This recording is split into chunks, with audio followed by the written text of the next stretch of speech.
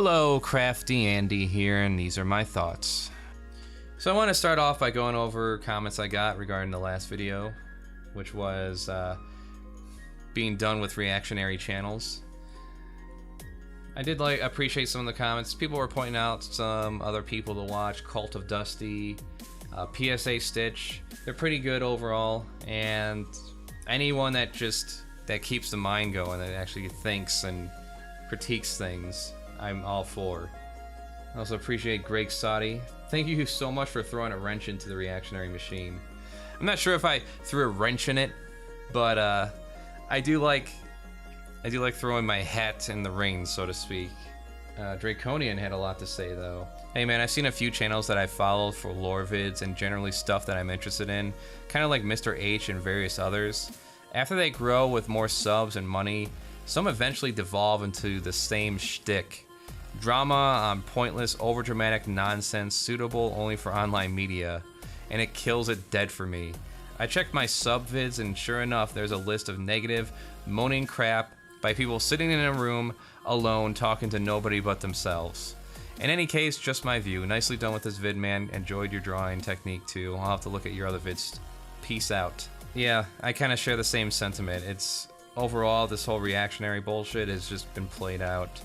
And I think he alludes to it, but people sitting in a room talking to nobody but themselves, that's generally it. Like, they find something that's not really an issue, not really a controversy, and they make it a controversy. I can give you one example real quick. Birds of Prey. That movie bombed really hard in theaters. Why was that?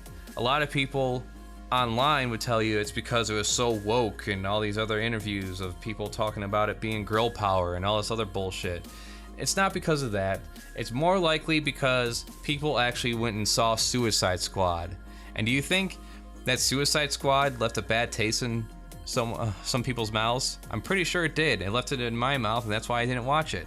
It's probably a good movie for all I know. Next one was Terminator Dark Fate.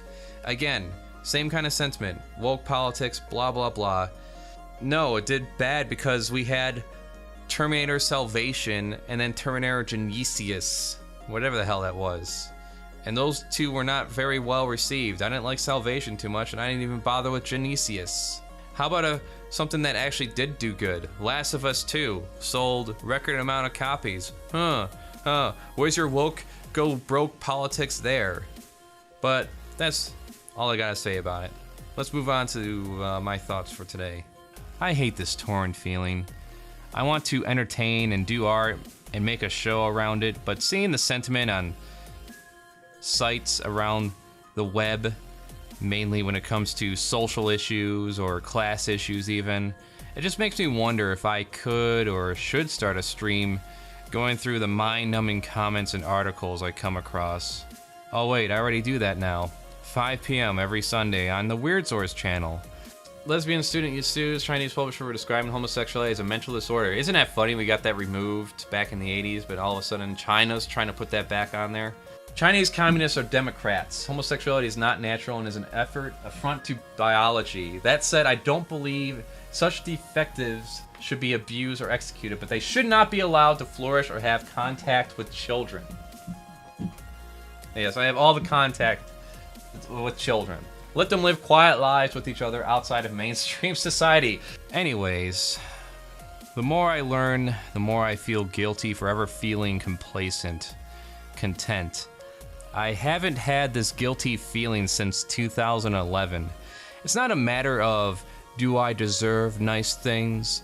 It's more of a matter of, can I genuinely sit by and not use my advantages and position to amplify messages of people who were basically wronged by circumstance or just were not as fortunate as I. There have been hundreds of stories given to me from clients, friends that have opened up to me with confidence. Secrets the majority would judge them for negatively. Dark experiences that put my own to shame.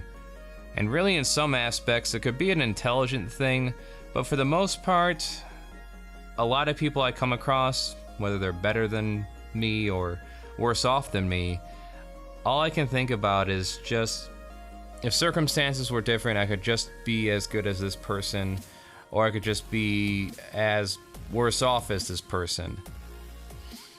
That there's a lot of hard work involved, decision making, but a lot of it can also be determined by luck and who you know. I've had the full range of economic experiences, and I'm confident middle class is as far as we'll go. The details require its own video, but before me and my first husband got to Ohio, there were plenty of opportunities that could have just utterly destroyed us. Keep in mind, my venture into commission-based sales required driving all over the place in Michigan. So if I got into a car accident when I didn't have insurance, if I didn't come up with the money to register the car and insurance when I got a ticket for it, if the cyst that was forming in my mouth compounded and turned into a tumor or threatened to close off my throat completely, if the balding tires on the car blew out, if we couldn't keep our relationship going and reconcile disputes and financial challenges, if my first husband got injured in his car wreck while he didn't have medical insurance, what if? I wonder what it would be like to just turn it off, to go about like things are fine, believing whatever feels good, whatever solidifies or justifies your lifestyle and viewpoints, and never letting them be challenged in your own head.